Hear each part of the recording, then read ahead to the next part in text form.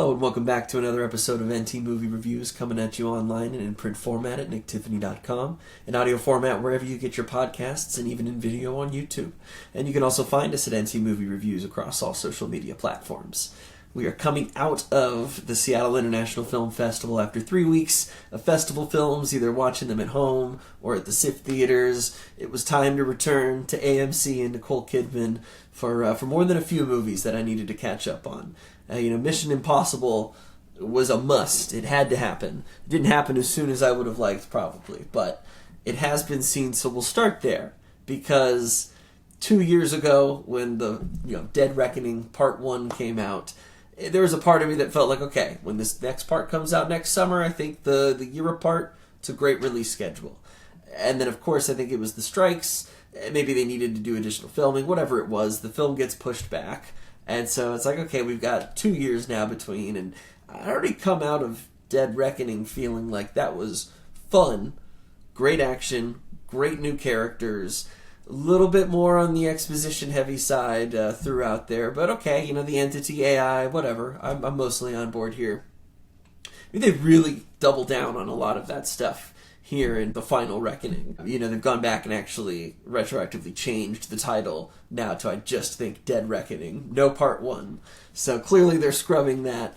And, the films carry a lot of similarity in the tone, especially in the pacing, which for the first hour or so just feels like, all right, we're ramping up. We're going to introduce 9 billion characters. In the case of this film, the entire White House board really could have done without Nick Offerman, Holt McCallany. I'm like, there were people who were there just for the sake of, I think, like, oh, look at that guy. We know him from something. And they get nothing to do, unfortunately, except for, like, wait, there's no way Ethan Hunt could do this. There's no way that one man could save the world as many times as he's had. They're just there for a little bit of comic relief, maybe. Doesn't need it. The movie's already almost 3 hours, which, going into the film, I was like, hell yes, 3 hours of Mission Impossible. This isn't how I would have cut or spent my 3 hours, perhaps, as the film stands currently.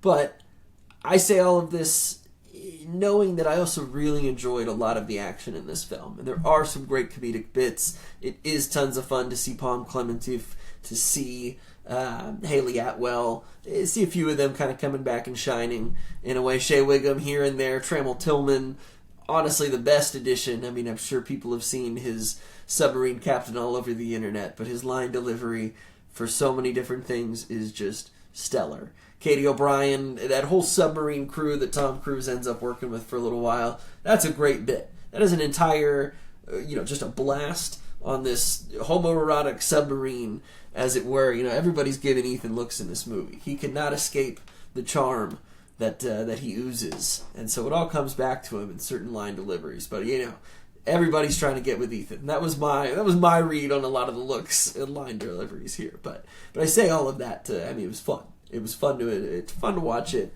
enjoyable to listen to, and for those characters in particular, I think kind of helped with the portion of the film that they were in. But again, the film I think tries to do too many callbacks to the previous films. I get that this is supposed to be a bookend for the franchise. And let me tell you, I don't buy that, truthfully. I think they're going to make another one of these. I'm sure Tom Cruise will be in another Mission Impossible movie one way or another. And I apologize if that's spoilers, but I'm like, they're going to make another one of these movies. And everything that they set up or try to do in this film and tie together, you can't escape this feeling of, like, sometimes with Marvel where you're like, either more people need to die, there needs to be a little bit more finality here for me to feel whatever emotional response I'm having. And so to that degree, the villain, whether it's AI, whether it's the entity, or it's Gabriel, who's kind of here, kind of there, I don't know. You're here more for the ride, you're here more for the people. Benji, Simon Pegg, Ving Rhames, they're all great. It's always enjoyable to see them together. This film, just like the last one, though, it doesn't have the same fun factor, where I could just put on Ghost Protocol, Rogue Nation, I could put on Fallout, and just have a blast pretty much the entire way through, and they still feel spy, Mission Impossible-like. This film kind of moves away from that, and I think it's just because they're juggling so many balls in the air, so many stories and things that they're retconning or trying to tie together, like, oh, look, we can connect one more thing to the second Mission Impossible, you guys. and it just loses a little bit of steam like that. I don't know. I've been conflicted. It was really great to see in IMAX. I think it looks stunning.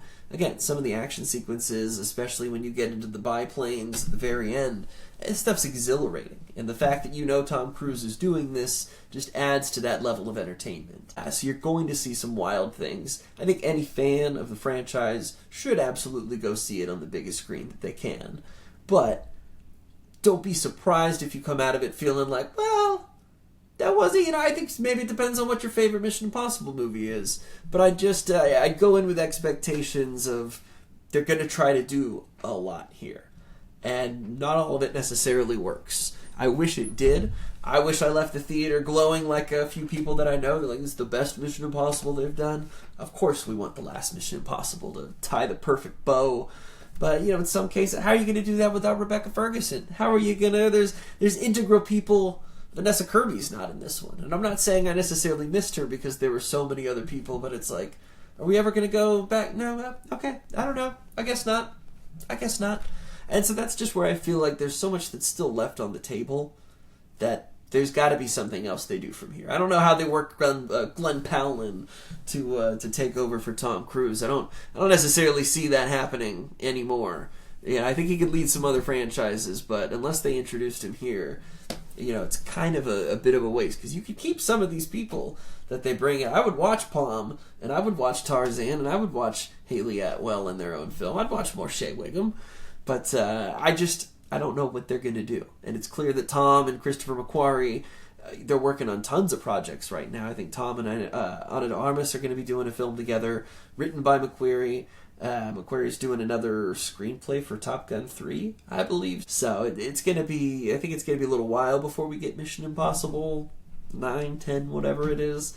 But I don't think they're going to walk away from that franchise. But you can hear, bookmark this, and you can tell me I'm wrong in the future. Another film I was a little bit late to that I had some good expectations for, hopeful expectations for, was the film Friendship, written and directed by Andrew DeYoung. This film is Tim Robinson's, I don't want to say his film vehicle into stardom now, but for anybody who's familiar with I Think You Should Leave, in his quirky, offbeat, just bizarre humor. This film, I think, is already immediately marketed to those people. You bring in Paul Rudd, who's this new neighbor that's moved in. Tim Robinson's a suburban dad who, you can't tell if it's a crush, admiration, whatever it is. He wants to be around Paul Rudd's character, this news anchor. So some critics and some other people have said, it's, a twisted version of I Love You, Man, which was a great movie with Paul Rudd and Jason Segel. But I don't know. Friendship, it's the most confusing thing, because like Mission Impossible, I was entertained a lot. But also like Mission Impossible, I felt like the movie was a little bit long for as thin of a story as they had. This is like coming out of the film festival, I'm like, I think Tim Robinson and Paul Rudd, what they're doing here, this could have been a solid 50, maybe 60-minute short. And I know that's tough to go and see in a theater, so I'm happy to support films theatrically, and I'm glad that people are too. But it just feels like midway through the film, you're kind of like, is there enough steam to get us to the end? What really is the story here? And if we know that it's thin, if we know that we're kind of following more of the character beats here, you're just kind of like, well, what is this going to turn into? This really is probably only going to end a couple different ways. And in that sense, I was just, midway through the movie, I'm kind of like, okay, we're doing a little bit here. I'm laughing still. There's just tons of great humor, despite it being a film where you're also going to walk away like, I can't remember any of the lines. I laughed a lot, but there was nothing so quotable. Sometimes it's just a look or that Tim Robinson crazy anger, whatever he's doing. And it's funny. And there's funny little comments made, but I don't know. It's a weird one that especially as I talk about it, I've been thinking about it since I saw it. I don't know how readily I would watch it again or recommend it, I guess. It's that weird, you have to be in his kind of humor. There's mostly enough for a movie here. But it just didn't feel like where it ended up or how it ended was kind of like, oh, okay, sure, I guess that has to happen, or that's the natural conclusion. I think it kind of left me wanting a little bit more for the story. I knew I was going to laugh, but maybe I was just hoping that there was a bit more there. Sorry to be such a bummer today, because the third film I'm going to talk about was also one where I was like, there is great potential here, However, it needed to be a longer format. So now I'm switching it up. Mountainhead, straight to HBO, written and directed by Jesse Armstrong, who created Succession. So any fan of the world of Succession, of billionaires, millionaires, business, aloof takes on politics and greater-than-thou mentalities, this is certainly up your alley. And as a fan of Succession, I was like, okay, cool. You have Steve Carell, Rami Youssef, Jason Schwartzman, Corey Michael Smith, who's just popped up as Chevy Chase in the SNL film. I was like, all right, that's a great cast. You're going to be a one-location type deal. You got all these 100 millionaires/billionaires bunking for the weekend in this new great villa in Utah. And as they're doing this, Corey Michael Smith's character, sort of an Elon Musk type, releases some new AI tools for his Twitter social media variant. And the world is just taken by storm, by deep fakes, by people creating videos of religious persecution. We're going to burn churches, which then incites real mobs and people killing one another based off of fake information. And there's not really a way to discern that it's fake. And so it's fortuitous that this group of 4 friends is getting together for their kind of bros weekend, one of whom, Rami Youssef's character, has AI filtering tools which can tell you what's real and what's not. And immediately they kind of set this feeling up of, yeah, it's not a business weekend, but the world is collapsing around us. And collectively, we hold a lot of keys, from money to connections, that we can have a lot of influence on the world right now. And what is that going to look like? And so the film sets up a lot of really interesting premises, and especially playing with the fact that, yeah, AI could totally destroy the world. I mean, some of it looks faker than others. Some of it, though, you got to take a double take. If it didn't have a little disclaimer, maybe you wouldn't know that this was a fake image or a fake history event or whatever it might be. Things could look super legit. So there's tons of real-world problems that arise out of this. And watching them discuss things so cavalierly, like, oh, it's just Bosnia. If they fall, they're overdue for an uprising anyway. This could actually be, a great cleansing across all these other countries and developed worlds. And so, immediately you get a sense of who these people are, what they value, how they look at the world. Some of it is funny. It's very dark, obviously, in a lot of ways.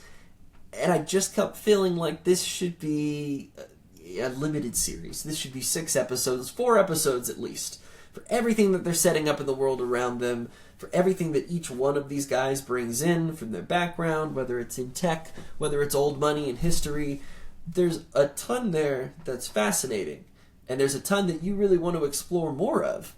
But unfortunately, for where the story has to go or how they're telling it, you just don't get enough time with these characters or with the resolutions they're trying to create or sitting in on some of these would-be discussions that are going to change the world. What we get is enjoyable, it's entertaining, and I just was feeling like, I need more than this, though. Like, I know this movie's only an hour and 45 minutes, and again, halfway through, I'm like, okay, they're going to have to end it because they're going to wrap it up this weekend, I guess. But wow, I really would have loved to spend a bit more time with these characters. What they're talking about is pretty gripping stuff.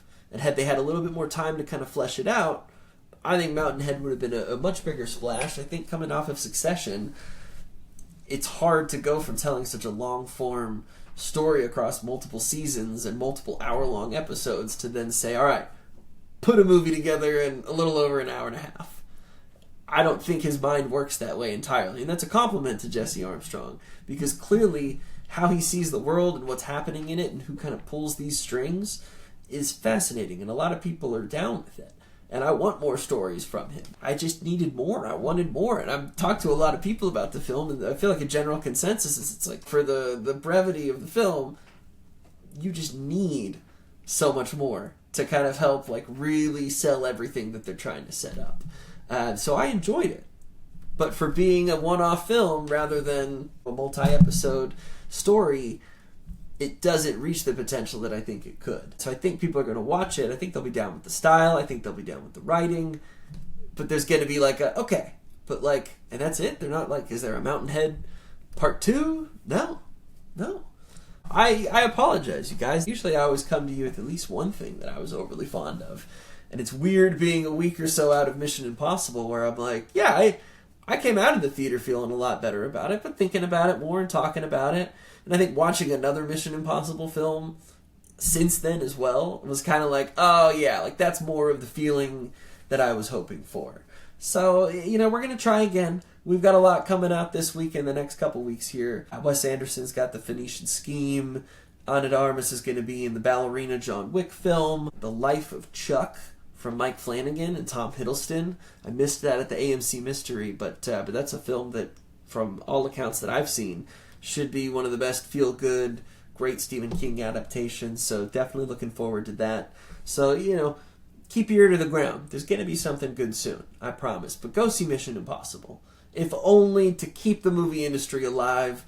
Tom Cruise, the president of the movies, he's working overtime for us. So, go take in the marvel that is him trying to move between flying planes with no tethers. The man is absurd in the best way. Watching Top Gun Maverick again the other night, it was a must. Not to get the taste of Mission Impossible out of my mouth, but it was like, I need a little bit more entertaining. And at the end of Top Gun Maverick, because Christopher McQuarrie helped with the script, you kind of have a Mission Impossible movie when they get back into the ship and they've got to get back onto the aircraft carrier. So maybe I was just looking for a little bit more of that. But if you've seen Mission Impossible, if you've seen any of these films, I would love to know what you think. Because maybe my movie taste is just soured a little bit. I don't know. You got to tell me. Thanks again for listening. As always, you can find us NT Movie Reviews on all platforms. Thank you and good night.